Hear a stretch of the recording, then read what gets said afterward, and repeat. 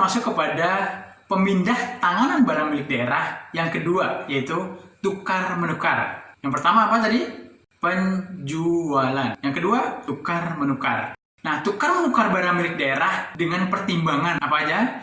Untuk memenuhi kebutuhan operasional penyelenggaraan pemerintahan. Terus juga untuk optimalisasi barang milik daerah. Dan yang ketiga adalah tidak tersedianya dana di dalam APBD. Itu pertimbangannya. Selanjutnya adalah tukar menukar ditempuh apabila pemerintah daerah tidak dapat menyediakan tanah dan atau bangunan sebagai penggantinya. Terus selanjutnya adalah tukar menukar dapat dilakukan apabila barang milik daerah berupa tanah dan atau bangunan sudah tidak sesuai lagi dengan tata ruang wilayah atau penataan kota. Terus guna menyatukan barang milik daerah yang lokasinya terpencar, maka dilakukan tukar menukar. Terus juga dalam rangka pelaksanaan rencana strategis pemerintah pusat maupun pemerintah daerah. Terus selanjutnya guna mendapatkan atau memberikan akses jalan apabila objek tukar menukar adalah barang milik daerah berupa tanah dan atau bangunan dan atau telah ketinggalan teknologi sesuai kebutuhan, kondisi atau ketentuan peraturan perundang-undangan. Nah, apabila objek tukar menukar adalah barang milik daerah selain tanah dan atau bangunan. Nah, tukar menukar ini dapat dilakukan oleh siapa aja? Ada 5. Yang pertama, pemerintah pusat. Yang kedua, pemerintah daerah lainnya. Yang ketiga, BUMN atau BUMD atau badan hukum milik pemerintah lainnya yang dimiliki oleh negara. Yang keempat, pemerintah desa. Dan yang terakhir adalah pihak swasta. Nah, swasta yang dimaksud di sini adalah pihak swasta baik yang berbentuk badan hukum maupun perorangan.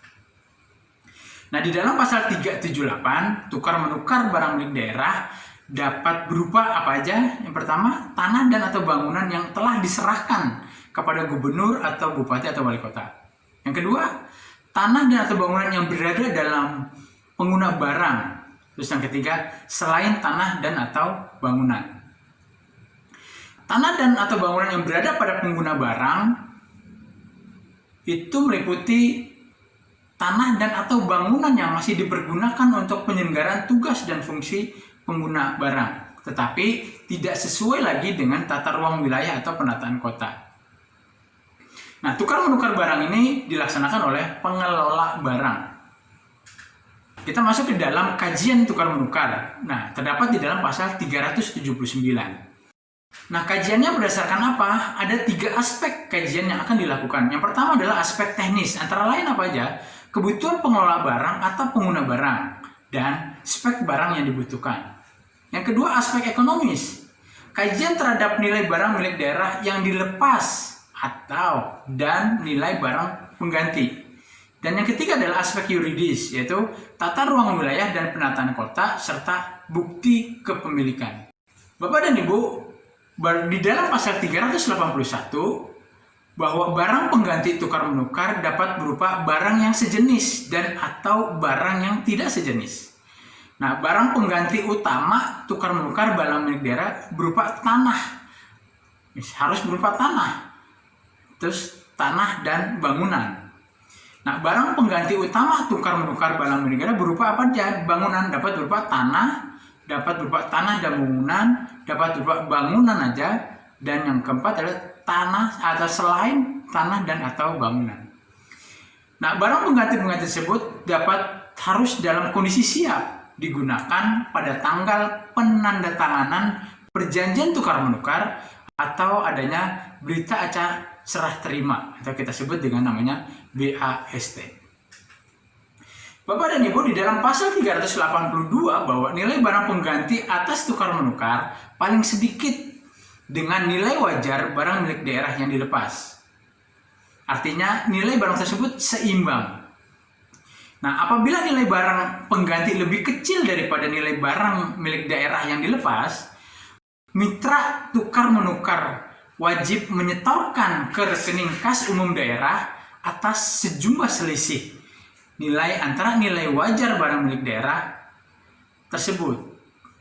Terus juga bisa dilakukan penyetoran selisih itu sesuai dengan berita acara serah terima yang ditandatangani paling lambat selama 2 hari. Nah, selisih tersebut harus dituangkan di dalam perjanjian tukar-menukar. Nah, di dalam pasal 383, apabila pelaksanaan tukar-menukar mengharuskan mitra tukar-menukar membangun bangunan barang pengganti, maka mitra tukar-menukar menunjuk konsultan pengawas dengan persetujuan gubernur atau bupati atau wali kota berdasarkan pertimbangan saran dan masukan dari SKPD terkait. Nah, konsultan pengawas merupakan badan hukum yang bergerak di bidang pengawasan konstruksi, dan biaya konsultan pengawas tersebut menjadi tanggung jawab mitra tukar-menukar. Nah, tukar-menukar ini juga dilaksanakan oleh pengelola barang setelah mendapat persetujuan dari gubernur atau bupati atau wali kota sesuai dengan kewenangan.